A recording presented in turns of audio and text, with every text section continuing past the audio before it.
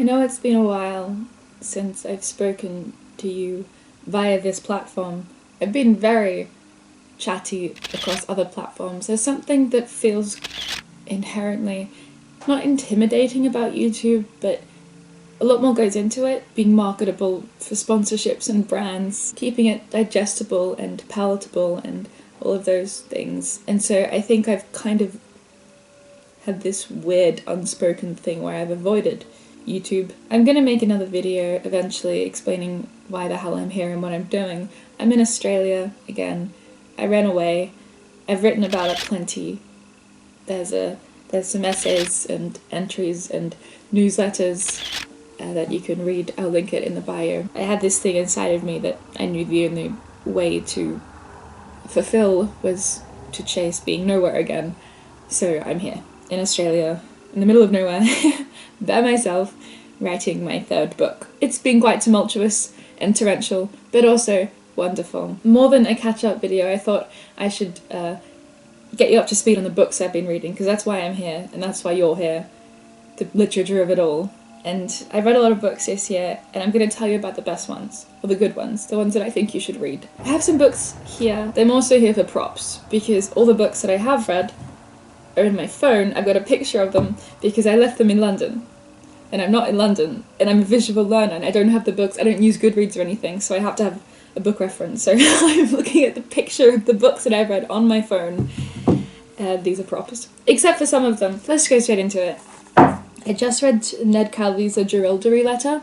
If you don't know who Ned Calvey is, Australian icon, Australian bushranger, Robin Hood sort of figure, who's also essentially just a criminal. In the late 19th century, I think it was 1870s that he operated, he essentially was wrongly accused of something and then made it his life's mission to get revenge. Saw himself as this kind of Robin Hood figure because he'd take from the law and the landowners and everything. He's got really famous last words where he was, when they eventually got him and hung him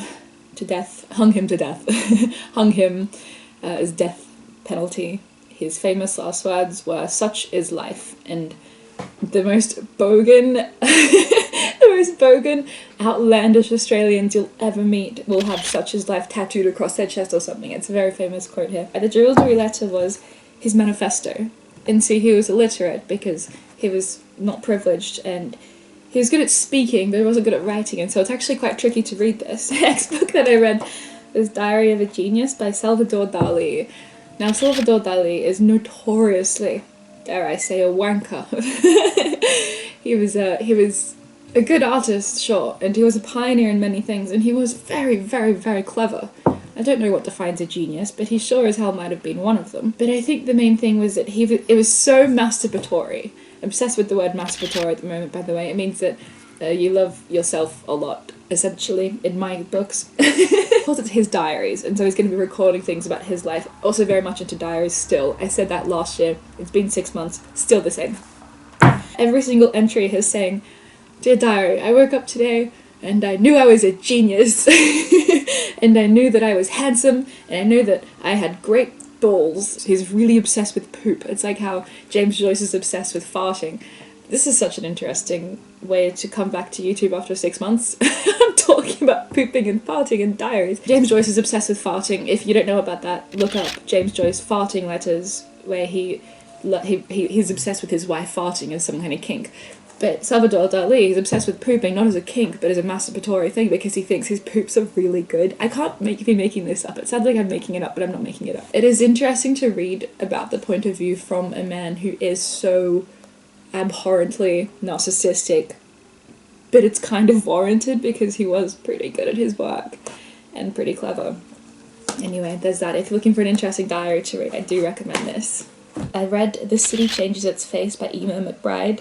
If you remember early on, one of the books that made me fall in love with contemporary literature was A Girl is a Half-Formed Thing by Emma McBride. Emma McBride is an Irish author, and I was obsessed with A Girl is a Half-Formed Thing. It's an experimental, I'm pretty sure it was her debut, and it's an experimental fiction, piece about a young girl who's abused and very unfortunate kind of grow up and become an adult, and all these horrible things happen to her. And it's just a really sad book about really sad things, but it's written in this experimental prose from the perspective of this young girl who's not educated as much and can't really make these full coherent sentences in her head. And it's just very experimental, and I think it pays off so well. I'm a sucker for experimental prose. But that's not about this book. This is about The City Changes Its Face, which is her other book. And I found out after buying this, because I'm pretty sure it's a relatively recent release, because it was in hardcover, and hardcovers tend to be new releases. And I didn't realise it was a sequel. And the sequel to a book essentially about this age gap relationship, which is not something I usually read. I'm not one of those romance book talk girlies. I don't really care about age gap relationships or enemies to lovers or anything like that. I just like good prose, good writing. But then, obviously, McBride is a wonderful writer, and it was still experimental and still wonderful, but I think I really should have read the first before I read the second, because the second is about what's happened after they fell for each other, and I wanted to know how they fell for each other, how did they meet each other, and how did they come to be. Anyway, that was good. I did like that, but I haven't read it first, but if you're going to read that, I recommend you read the first. Now this one, I feel like a lot of you are going to be shaking my shoulders and saying, Dakota, I told you so. I reread Catcher in the Rye by J.D. Is it Salinger or Salinger? I don't know. But either way, I reread it. And if you've watched my videos for a while, you'll know that I hated that book with a passion, with my whole heart. And I know a lot of people don't like the word hate, but I hated it. I hated it so much. I really despised it. I thought that Holden Caulfield was the most insufferable protagonist of all protagonists. That's the whole point. He's meant to be insufferable, and I knew that, but I didn't vibe with it. Oh my goodness, my language is deteriorating. And I wrote in a recent diary entry that I have published that you can read. Something like, Holden Caulfield, I only ever despised you because you are me. Essentially, Catcher in the Rye is about this young male protagonist who is kind of at war with the world, or thinks that the world is at war with himself, and, you know, one of those kind of books of angry protagonists where nothing really goes wrong, but he's very observant and everything's wonderful that he observes, so I like it. The next that I read was, this is in no chronological order whatsoever, by the way, Khalil Gibran's The Prophet. I know I'm saying that I'm wrong, I'm sorry, but The Prophet, and this was a book from the 60s that was used as a spiritual text about these teachings from God, capital G God, whatever that means to you. I don't know if it was a specifically Christian book, because I know that it was used by spiritual folk who don't have a God or one God, but it speaks about God and heaven and that kind of thing. I just read it because a lot of people in the 60s took this book as gospel. Well, not gospel, but took it as like a self-help book for life, if you will.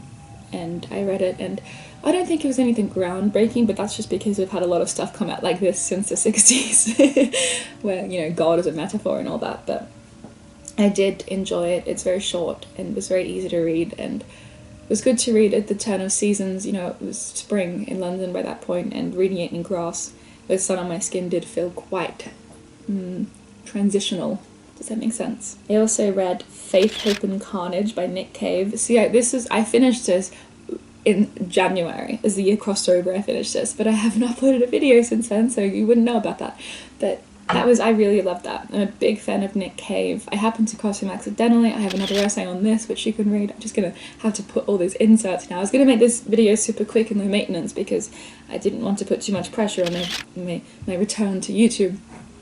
But now I'm going to have to add things. Alas. I happened to cross Nick Cave accidentally, as friends told me about him. I was shocked that I didn't know about Nick Cave because I was talking about, I suppose, reconciling with my Australianness and religion and all those kinds of things. He also grew up in an overtly religious rural town and he's Australian, and then went on to write a lot about it. And my friend said, I can't believe you haven't heard of Nick Cave. And then I got really into his stuff and I read a lot of his works. And then on Ash Wednesday in London, I was at church for the Ash Wednesday service, and I look up and guess who sat across from me? Nick Cave.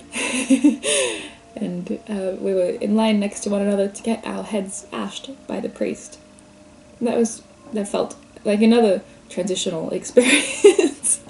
Anyway, his book is good. It's about grief and his relationship with God. His sons have passed away, and so he's very eloquent in articulating his relationship with grief and faith.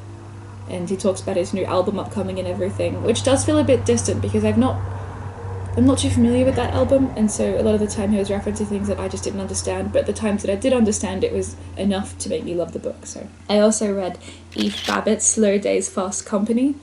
Really into Eve Babbitt's. I think it was April that I got really into Eve Babbitt's. really into Eve Babbitt's. Massive month-long Eve Babbitt's phase. Eve Babbitt's was a socialite writer girl. It's this interesting polarizing contrast between Joan Didion and Eve Babbitt. So two sides of the same coin. Joan Didion was quiet, more of an observer, wrote about things more from this kind of distance perspective. They were at the same parties and the same places and knew the same people. But then Eve Babbitt's, she was in the party. She was the one at the center of it, and she was sleeping with the people at the party and writing about that in detail. And there was a lot of wonderful things that I underlined, and I really want to try. I can't say it. Quaalude. I want to try a Quaalude. I'd kill for a Quaalude. Quaaludes, they were big. I'm pretty sure it was the 60s. Quaaludes were massive. There was apparently this super drug. It wasn't a drug, it was medically prescribed, and you'd take it and you'd feel the best you've ever felt.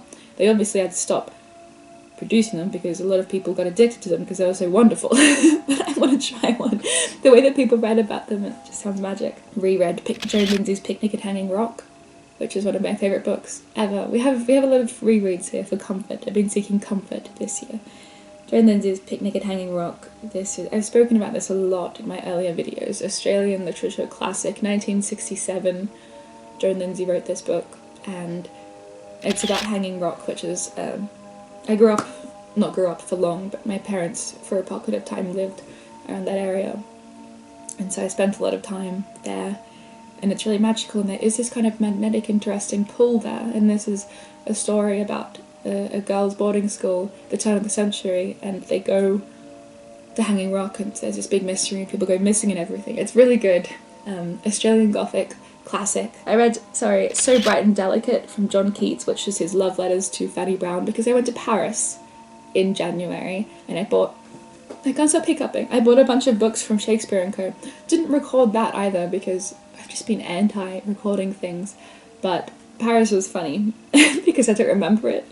The second I got there, I was there for Fashion Week, I got there, and I got bronchitis. Like, I contracted bronchitis immediately, and for the entire week that I was there, I was wiped out. The worst bronchitis I've ever had. I couldn't even breathe. The place I was staying was up 6 flights of stairs or something, and I couldn't make it. I physically would have to stop at every flight. It would take me an hour to get up the stairs because my lungs were so full of snot. Pretty gross visual. And then, to make matters worse, as I started to feel a little bit better, I could finally make it out. I was going to a cigarette shop, because the first thing that one does when you feel like your lungs are clearing themselves slightly of phlegm when you have severe bronchitis is go to the tobacco store and buy cigarettes. And so I did that, and this was God. This was God saying, what are you doing? Because the second I buy the cigarettes, I bought 3 packets of Vogue cigarettes. Why did I buy 3 packets of Vogue cigarettes? I don't know. But then God struck me down, because I opened up the glass door to leave the cigarette store and meet my friend for coffee, and I slammed it so hard into my head, an immediate golf ball appeared on my head. This is not about the books. Catching you up on everything. Immediate golf ball appeared on my head, and I had a concussion. And so not only was I deathly sick with bronchitis, I had a concussion. It was a mid-Paris Fashion Week. I had parties and events and shows to go to. I don't remember. Because of that, because of the concussion, I don't remember Fashion Week. There are pictures of me. There's videos of me having a great time. But I don't remember it, because concussion takes your memory away.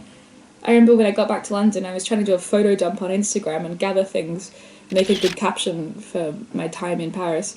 Could only remember the 2 days before the concussion, and I had to kind of deduce what I did based on the pictures. It's actually quite scary, isn't it? Anyway, I love John Keats' love letters. Keats was a wordsmith, obviously. Nothing groundbreaking there, Dakota, but his love letters to Fanny Brown, they loved each other so damn much. And I like how he uses religion as a metaphor a lot of the time for his love for her. There's some quote about how he didn't understand how men could die martyrs for religion, but then he met Fanny, his wife, and he understood martyrdom for love and all these things, and it's really lovely. I also, from Shakespeare and Co., bought Felicity by Mary Oliver. Mary Oliver's an incredible poet. I'm sure you know this. If you don't, Mary Oliver is an incredible poet, and this is just a classic collection of her poetry. Mary Oliver's poetry does centre around themes of hope and belief in, connection to the land and the beauty of these mundane moments, and it's special. So I will always appreciate a collection of Mary Oliver's poetry. This wasn't my favourite collection of her poetry, but I did enjoy it. I also reread Notes of a Dirty Old Man by Charles Bukowski, and that was a favourite of mine a while ago when I first read it. I am a Bukowski enjoyer. I know that comes with connotations. Just leave them at the door. They're not allowed in here. But I reread Notes of a Dirty Old Man, and you'll probably be glad to know this, but I don't put it on a pedestal anymore. I don't think it's that wonderful. I was kind of halfway through, I thought to myself, interesting. There was a few good one-liners, but most of it was kind of the incessant, rambling, incoherent bullshit of an old mean man. That's what I liked about it before, but I think now I'm growing up. I don't know. Maybe I just read it at a time where I was surrounded by love and sun, and having these kind of ramblings felt a little bit crazy. Anyway, there's a really good documentary on YouTube about Charles Bukowski's life, which changed my perspective on him a bit. I reread Franz Kafka's diaries. I read those years ago. I remember reading them at my mother's house when I was babysitting my sisters years and years ago. God rest his soul. He was a very wonderful writer, very eloquent, with a very sad little boy. So I think that eloquent, sad writing is always really wonderful, unfortunately. And I reread those diaries. And it's a very thick book, but you can get through them because each entry can be only a sentence or so long. So I've read the screenplay, of Bonnie and Clyde, 1967, by David Newman and Robert Benton. I read the screenplay because I've watched the film. I've read everything about them, but I got the screenplay last year and just haven't read it yet, so I read the screenplay whilst I was laying in the sun on Hampstead Heath. And that was pretty good.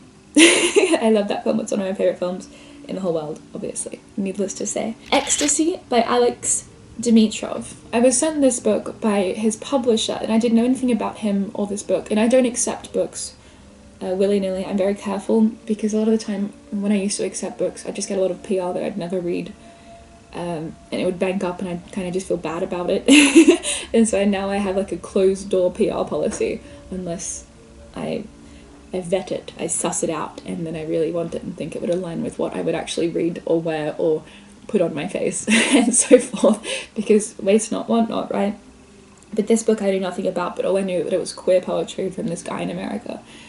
And I thought to myself, well, queer poetry is always pretty good, isn't it? And so I got it, and I read it whilst I was sat at my favourite bistro in London with a coffee, and gosh, I remember in the moment, I was so over-caffeinated. I was counting my pulse like this as I was reading this book, which I think added overall to the experience. And I loved it.